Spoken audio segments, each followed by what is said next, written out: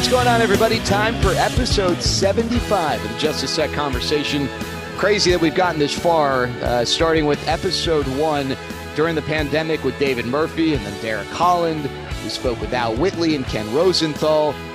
We've had Hall of Famers. We've had former CIA operatives. We've had award-winning athletes. It's been a fun journey. You can catch all the conversations on this channel. I'm excited to bring you kind of a combination of some of those titles. You got an award-winning athlete, a guy who is someone who has accomplished stuff outside of the sports world, in the beverage world. We'll get to that. Plus, he's the head coach of the UT-Arlington men's basketball team, and that is Chris Ogden joining us for episode 75. Thanks to Zach Rowe again for producing. Thanks to you for tuning in. Would really appreciate if you would like, subscribe, comment, or just share the link. A little bit of work really goes a long way in supporting this project. Really, really would appreciate it. But here we go, episode 75 of the Just a Sec Conversation with the head coach of the UT-Arlington men's basketball team, former University of Texas Longhorns standout player, Chris Ogden. All right, Chris, so the first thing that I always ask people, you take in whatever direction you'd like, but when you think back to your childhood, what are the things that stand out most to you? Just in my childhood in general? Yeah, just in general. Well, basketball's a big one. Sports in general, just because I played it all growing up, football, basketball, or baseball, anything I could do. Big part of my childhood, and then just where I came from, just small town America, small town Texas. That's really what when I think about my childhood, it's really the small town and sports. What got you into sports, or what was it about sports that hooked you and made you want to, I guess, create that as a passion? I don't know. I think it's a combination of the activity and competition of it. Obviously my parents got me into sports early by just probably wanting to get me out of the house and signing me up for whatever that could do to keep me active. But I still love to, I'm one of those guys. I don't like to work out. I never have, but I'll play games and compete all day. So it's just kind of the play, the spirit, the fun of sport. And then basketball specifically, you mentioned that, you played all the sports. What was it about basketball, especially, in Texas? A lot of people maybe go the football route, but it seemed like basketball, obviously, just with your career, but even before, was a head above all the other sports. What was it about basketball?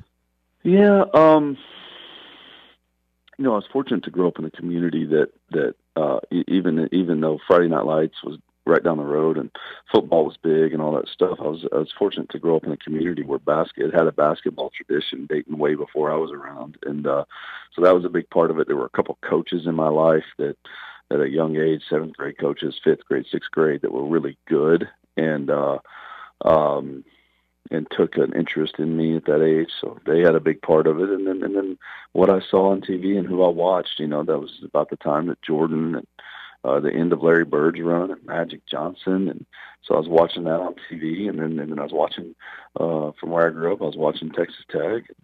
I don't know, just loved basketball. When did you realize that, a lot of people play and love basketball. When did you realize that you were good at basketball to a level where this was something that could take you places? Probably starting around 8th, 9th grade when I started separating height-wise from people, and then as I started traveling the country on teams and camps and putting my skill set against other people, and my first love was football, and I still watch football, still love football. I certainly loved playing at 6th, 7th, and 7th, 8th, 9th grade, but it was right around there too that I realized basketball was probably going to be the ticket. And then what was the recruiting process like? You were one of the the probably the most heavily recruited players in the state. You were of that caliber, and you end up going to UT. But what do you remember about that process? Was it an enjoyable process? Was it stressful? What are the things that stood out to you? Well, at first it was very enjoyable, and then it got very annoying. And these were the days before cell phones and things, so I can't imagine how kids feel now. But I remember coaches calling Mom, tell them I'm not here and leaving the house, so that way I didn't have to talk to them all the time. But overall, it was neat. I mean, I took 3 visits to 3 different schools. I got recruited from a lot of schools across Texas and the country, and anytime that that attention's great, and fun and neat, and I've kind of gone back and dug through some old stuff and found some of the old recruiting material people used to send to me, and very appreciative of it now looking back. Was there so you go to Texas, and we'll get into that, but was there a coach whom you got to talk to throughout that process where it's like, holy crap, like I just had a conversation with, fill in the blank coach that you just kind of remember to this day and maybe cherish that, that interaction? Mm-hmm. I never had the big names like the Krzyzewskis and those guys. I never talked to them. I wasn't good enough for the big ones to recruit me. But I certainly got letters from Don Haskins. That was cool. There was certainly the coach at Texas Tech at the time, James Dickey, I was in constant contact with, and Coach Barnes, obviously, and then as he just got to Texas from Clemson, and head coaches from A&M, head coaches from USC, and things like that. But so it was neat all the way around, just being a part of it. All right, so you go to Texas. What do you remember about that decision and why Texas ended up being the right spot for you? And obviously, you look at your resume, it seemed like it ended up being a really good choice. But before that all played itself out, why did you feel like that was the spot for you? Man, I you know what? I think about this a lot. I get asked this a lot, and I can't tell you. I mean, it really was, at the end of the day, just processing a lot of information and just making a decision and whatnot. I remember my parents sitting me down saying, all right, hey, it's coming up signing day. We really need to talk about this. What do you want to do? What are you thinking? And I just said, I'm going to Texas. And so now in hindsight, correct, I made the right decision, and I think there was a part of me that felt the momentum of Rick Barnes getting there, and then the city of Ogden, and just kind of the level at which they operated. So one of the things that I guess gets attached to Chris Ogden, the player, is you left Texas as the winningest player in program history. And, I know some people maybe, they strive to, be first team All-American or lead the conference in scoring or this or that. But I don't know, like what that seems like that's a pretty badass accomplishment to be a part of those teams and to contribute in that way. When you think back to that, Chris Ogden, winningest player in program history, what are the things that kind of stand out to you about that? Well, it's funny. I mean, I forget about that a lot. I really do until things like this. So it's every time I hear it, and hadn't thought about it in a while, which is the case right now, I'm like, damn, that's kind of cool. Look, I was fortunate to be a part of some really, really good teams. Obviously, we advanced to the Final Four, and so that says a lot about it. And so a lot of really good teammates and players I played with, and just being a part of those teams. I mean, the biggest memory of it all was when we won an Elite Eight game in San Antonio to advance to the Final Four. I mean, the atmosphere there, the 40,000 Texas fans in the Alamo Dome, it was really special. But I think back to really the teammates I played with. Who were some of the ones? I mean, and you played with so many great players, but who were the ones that stood out to you that maybe had an impact on you or kind of wowed you, or just they evoke some sort of emotion or feeling when you think back to your time then? Teammate was? Yeah. Well, I mean, look, anytime you're a part of a really good championship team, a team that advances to the Final Four and wins the conference, there's a bond that you all have. But I roomed with a guy named Drew Gressett, who we're still friends today, and Brian Boddicker and I were I didn't like him in high school. We played against each other, but then we became very good friends. I talked to TJ Ford probably twice a week sometimes. And Royale Ivy, we're still close, and the whole team is kind of reconnected a little bit. But those guys I just named are guys that I had a deep bond with, and still to this day talk frequently to. Okay, so you mentioned the Final Four. March Madness to me is one of the neatest sporting events. It's almost like this combination of like high level basketball, but it takes you back to like your amateur days, or I guess as a kid where you play in these tournaments, because most of these things, they're series, but it's just a totally different experience. And the gym clears out after one game, and when one team's fan base leaves, in the early rounds and whatnot. But it's interesting because I don't know that there's another sporting event where like getting to the semifinals is such an ordeal, but there's such this amazing accomplishment about the Final Four. And what I don't like what you touched on that run, but what was like when you think back to that run, what was so special about it? And so many great college players never get to the Final Four. A lot of teams don't make it because they get upset along the way. So that just seems like so awesome. And I imagine, that maybe even as time has passed, you appreciate it a little more. I don't know, but when you think back to that run, what stands out? Well, I say this a lot. I think I wish every single player could experience going to a Final Four. And I say that because what it does is it validates, or even a deep run in the NCAA tournament, Sweet 16, Elite 8, because what it does is it validates all the other hard dog days of it. And you're like, you know what, this is worth it.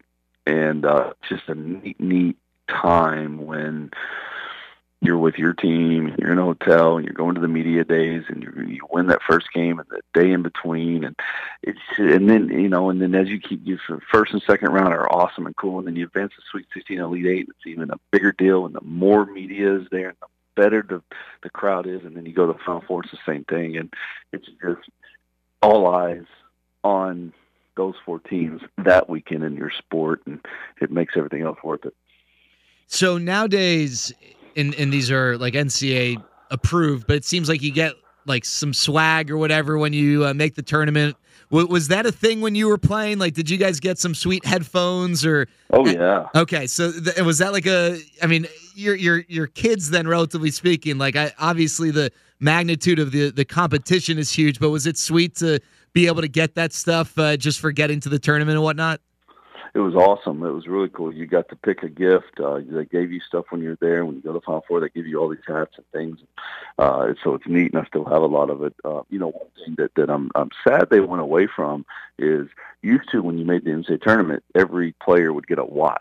So I had all these NCAA tournament watches, and then at some point they just stopped and they started giving you a plaque. I don't want a damn plaque. The watches were pretty cool. I've never worn them.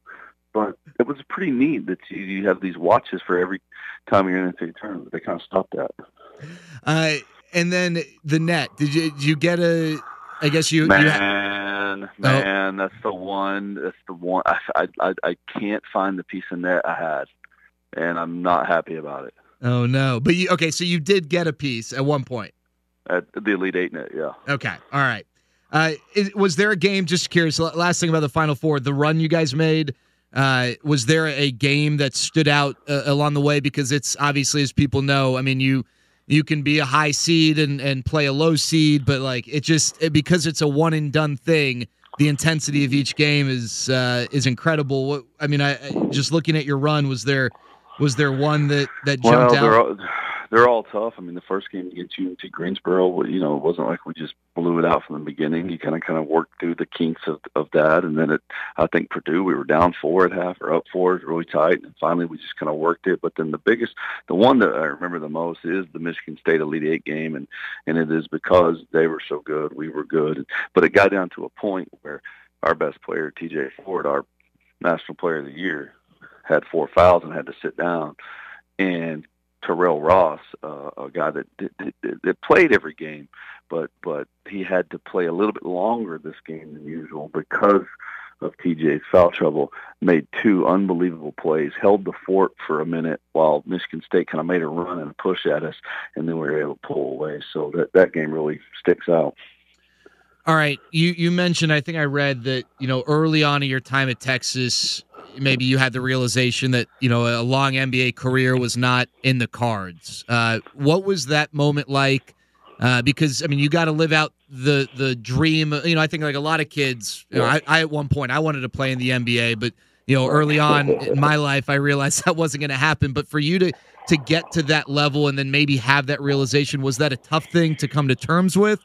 Or was it just an easy, hey, like, I've had a hell of a ride, and, I got to figure out what's next? You figure it out towards the end of your career, junior, senior year. That's not the case. And then I'm not even sure I knew I was getting into coaching. I didn't, in fact. I thought I would go do something else. I wasn't really thinking the playing route even overseas. And then I just kind of stumbled into coaching really by just having some classes to finish up for my degree. Coach Barnes asking me to stay around, just kind of help work out the guys in some capacity, and I did. Next thing you know, it just kind of flowed into here I am now, still coaching. What was it about coaching? Like what drew you? What kept you? Because you've had a lot of different roles. Obviously, now you're leading a program, but you kind of had to climb the ladder and take on all the different responsibilities. Well, always what has intrigued me about coaching is the same thing that ultimately I love the most about the game of basketball, and it's the locker room and all the different backgrounds and stories from each individual player, and then that somehow coming together for this unbelievable bond and team. And I just have always loved it, not even when I couldn't even explain it, but just the stories and the backgrounds and the cultures that come together. It just fascinates me, and that's ultimately what I like about coaching. And gosh, I feel you mentioned that your UTA teams, I feel like, have been a geography class with some of the guys that you've had. Is there is there a country or a culture that you've learned a ton about that you never in your wildest dreams would have thought that you'd have any clue about, from a teammate or a guy you've coached, whether, with UTA or, your journey along the way with your various stops? Well, right now I'm learning about Africa from Patrick Mwamba, who's from the Congo, and I'm looking learning about, researching about this. It's called Ubuntu. It's a way of life, Ubuntu way of life, and it's a way that people support and treat. It's about humanity and how people treat each other, and how it's a very unselfish way of living in humanity over there. And villages and people come together to practice Ubuntu. Anyway, so I'm learning a lot about that right now. And what made me even inquire about it to start was I saw Doc Rivers talking about it as they adopted it when he was with the Celtics in their championship run. And he knew nothing about it, but anyway, so I ended up asking Patrick and Mwamba on our team about it, and he's very familiar with it. So now we're learning it together. And once I get it down, I want to teach the team about it. That's awesome. And I guess I'm curious. You mentioned the different types of players, and basketball's become such a global sport. And I don't know if this is a part of that or not, but we talked about you getting recruited earlier, and you've had roles, kind of heading up the recruiting, and now, as we mentioned, you're running a program. What's the biggest difference between recruiting now versus recruiting when you were the one getting recruited? Social media. It's social media, not even close. Even when I first got into coaching, social media wasn't around, especially as heavily as it is now. But just that piece, the social media piece, the communication, the forms of communication, from simple as text to direct message to even, communicating with people on Xbox games. So it's just all of that's changed. All right. So one of the first things I was told about you, the first time I did a UT-Arlington game, it's customary for people who aren't familiar for, a broadcaster to maybe speak to, a coach. And I was told that I had to work around, we had to wait, you do your yoga, and we had to, when he finishes his yoga and whatnot. So is that something you still do? Is that like a part of your game day routine, or how did you kind of, like, I guess, what's the relationship with yoga? Yeah, it is something I still do. I have gotten out of the routine of it here lately, but am telling myself I'm going to get back into it. It is something I usually do, even if it's just for 20 minutes on game day. I got into it in Boston, and just as a way to stay flexible, and I just liked the way it felt on my body, and wish I had done it my whole playing career. And then as I got into it and kept doing it, and I've done it for a number of years now, I've started to understand the mental side of it, the balance and the center and the peace and the breathing. And so I'm trying to challenge myself on the yang side of things, I guess, if you will. And then the other thing I was told before I ever met you, and surely you won't remember this, but I think 90% of our first ever conversation was about music, and that you're a big music fan. So, I mean, I know a lot of people listen to music, but Yeah. what, who are your favorites, and what?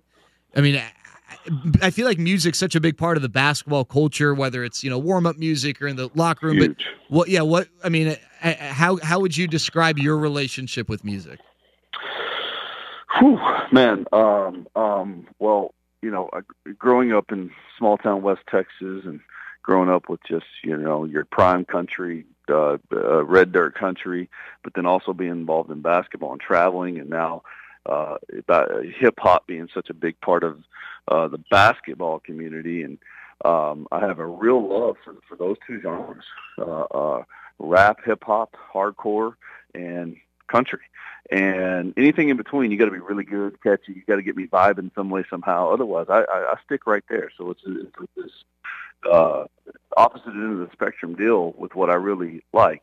And like you said, with basketball and music, they do go hand in hand.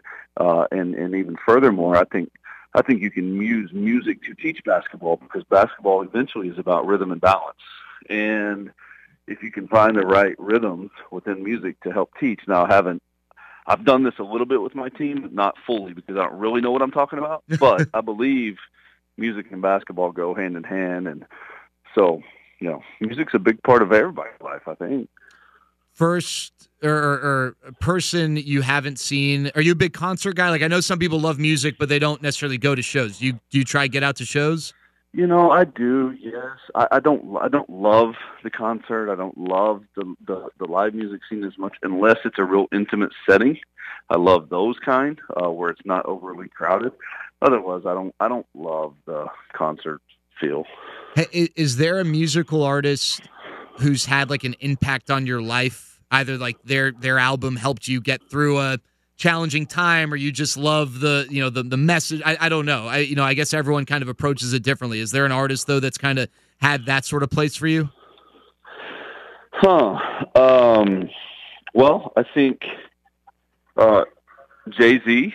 I've listened to most every one of his albums, dating back, long time, way back when, Big Pimpin' and all that. And so Jay-Z, I've always liked his music. I've always loved his storytelling, his 444 album. A lot of young people probably don't like, but I love, because it's deep older man stuff, and found it very fascinating.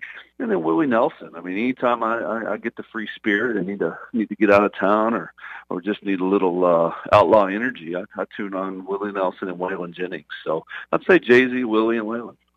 All right, Chris, you're married. You're a dad. We're going to get into a non-basketball related venture that you've kind of taken on. But how is your coaches talking about sleeping in their office and just working round the clock, whether it's in season or recruiting out of season, and it's obviously that's a grind. How do you have a life while also feeling like you're fully committing to your job? Well, look, I've had my moments where I've slept in offices and done that. There's no doubt, and most everybody on my staff has as well. Just part of it. But as I've grown, I've managed my time a little bit better. But you sacrifice. I mean, certainly time with my family sacrifices. But they're they're very understanding. They're great with it, and but I also think technology and whatnot has allowed coaches not to have to do that as much. Just because the forms of communication and things like that. But it's a grind. But if you're doing something you love and you're around something you love, then you don't necessarily see it as a grind. The time almost flies by. All right, so 9 Banded Whiskey. This not, I don't know. Maybe I'm wrong here, but I can't imagine there are too many people in your position that also are involved in that space, or even just involved in any other space. But you and a buddy, and I think there's a third person involved, started a whiskey company, whiskey label brand. I don't know what the proper word would be, but I know I've had it, and I know that it's obviously it's caught on. I know that the goal was to be Austin's whiskey, and how did that all start, and how much fun has that been for you? It's just kind of a non-basketball way to pour in some passion and emotion. Yeah, it's been all. I mean, it's been awesome and interesting, and how it started was just a simple question and an idea that I raised to a couple friends of mine around a kitchen table. We were at there's three of us. There's me and my best friend from college, and then a female friend of ours that lives in Austin, and we were in her kitchen one night, barbecuing around, having a couple pops, whatever. And I raised the question and then started the conversation of why isn't there a real whiskey of Texas? Why isn't there one of Austin? Why hasn't somebody done what Tito has done with vodka?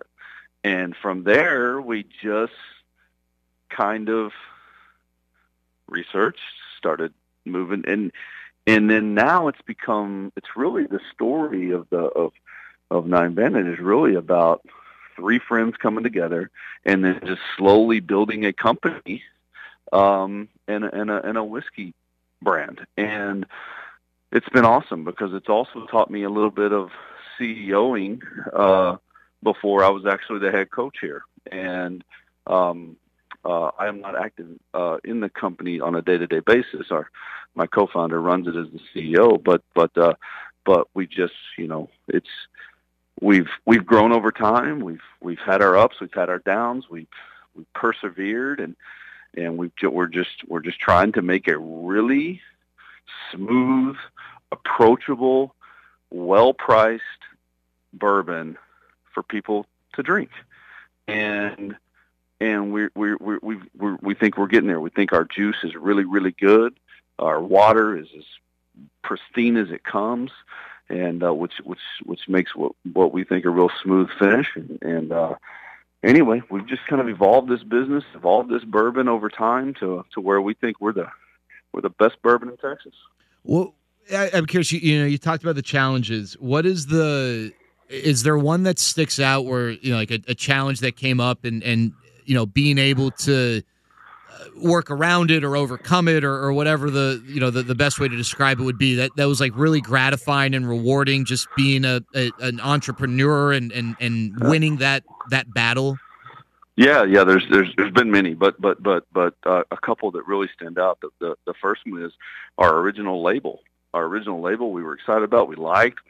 Boom, yeah, we thought we were onto something. Well, we get it all printed. We get the bottles out there, and then when you're sitting in a bar and you look back, it's hard to find ours. It was too dark. It didn't stand out. We started really looking at it, just the contrast. It just kind of blended in. So we, from our first label to what it is now, is a big pivot, a big difference. So that was one of the first one of kind of having to move and change everything, and then a couple things with the product here and there. I mean, what we thought we were doing with the product early on and what we thought was good, now looking back, was not.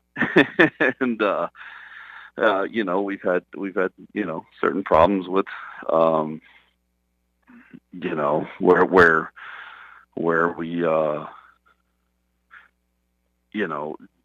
had to recall some bottles, labels were put on wrong, or whatever it may be, right? So it was just, it's just been an interesting, it's two things for me. It's a business that I'm learning how to, that helps me in CEOing and running a program. But then it's also like this hobby in the sense of this creative outlet for me, because I get to not think about basketball and think creatively about that, to get away from this for a little bit. I don't golf really. I don't have a lot of hobbies, but entrepreneurship has kind of become a hobby. So did you have any, this is kind of an embarrassing story. When I was in school, I was nervous that broadcasting wouldn't work out, and I was putting all my eggs in that basket, and I added an entrepreneurship minor, but I didn't know what an entrepreneur was when I signed up. I mean, I think 5 minutes into my first class I did, and it was so rewarding because, Chris, I wasn't wired that way, and I was around these kids. It was fascinating because you had kids who, you learn quickly. It's not necessarily how smart you are. The 4.0 students aren't necessarily best fit for this. I was Correct. a good student, but a kid that actually from that class, because one of the challenges of the minor was to actually start a business by the time he graduated. He was a partier, and probably he dropped out. But he was familiar with the rave scene and started this massive company that was all based on his familiarity with the rave scene and what the needs and what kids liked and whatnot. And but this was not someone that your mom or dad would want you to hang out with necessarily, based on their. But it was fascinating to me because it just showed some people they're able to think in a way. Or develop the way to think like an entrepreneur. Was this something that came naturally in that sense, or did you feel like you were a fish out of water and had to kind of work your way towards that? Well, let me tell you this. I wasn't a great student.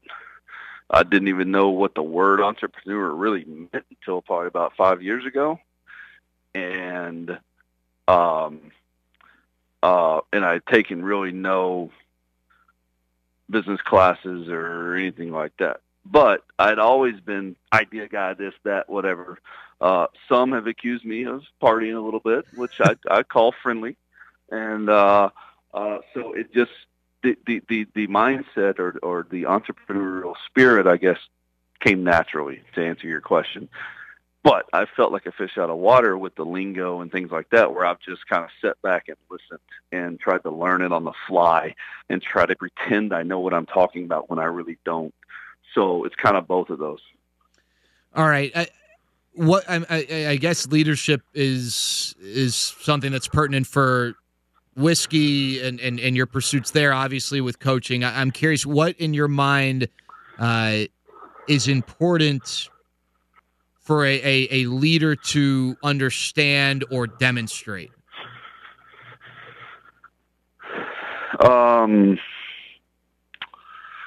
Well, it's important to demonstrate confidence as much, even when you're not confident, which is 99% of the time. So you've got to act like you have a plan, even when you don't sometimes, right? So that's a big piece of it that I learned is in both entrepreneurship and coaching basketball. Look, I'm essentially running a company here with UTA basketball, right? It's a brand, it's a business, there's all sorts of things that go into it. I'm putting together a team, and ultimately it all gets down to the people you hire, the people you recruit. Well, you go over to Nine Banded, it's the same thing. We're putting together a team. It's about the people. There's the brand piece. You're growing a brand. There's so many things that helped me. Things with Nine Banded helped me organize and compartmentalize with basketball. Things with basketball helped me early on with Nine Banded when we were just kicking down doors, not knowing what we're doing, going 100 miles an hour, not asking questions. that was there was a lot of influence there from coaching and recruiting. That's kind of what you got to do it early on. So they really it's been interesting. It's been this interesting learning bounce back and forth a little bit. Is there you spent so much time with Rick Barnes? What's the biggest takeaway from him in the biggest thing where someone saw you and they were a fly on the wall as a coach? They're like, yeah, that's a Rick Barnes influence. Well, what I want it to be is the way we rebound the basketball, but we haven't got it. We haven't got it there yet. But I think you would see the individual development, the way we buy into the individual development, the way we dive into individual players getting better, the way we believe our individual development gives them a chance to follow their dream and make their life better at basketball. That right there is something that people would really correlate the two, me with Rick Barnes. All right, and then with whiskey, are you a whiskey straight? How do you like what's like your perfect drink? Well, so we have two products. We have a wheated bourbon and a straight bourbon. My drink of choice right now is to actually put the wheated bourbon in the freezer and leave it, and just store it there, and then take pour you a little drink and have a little sip when it's really ice cold. I need some neat but chilled. Is my after that I like one cube, still neat, and then if I'm going to mix it, I go with like a Topo Chico, and then I decide whether it's a lemon, a lime, an orange, a grapefruit, whatever you're feeling that day. And then if you have a coach on your staff who's not a fan of Nine Bandit, is that like they're out? Like that's yeah we don't no we don't pressure anybody to drink anything they don't want to drink. Eat anything they don't want to eat? No, it's just but you still got to bring energy.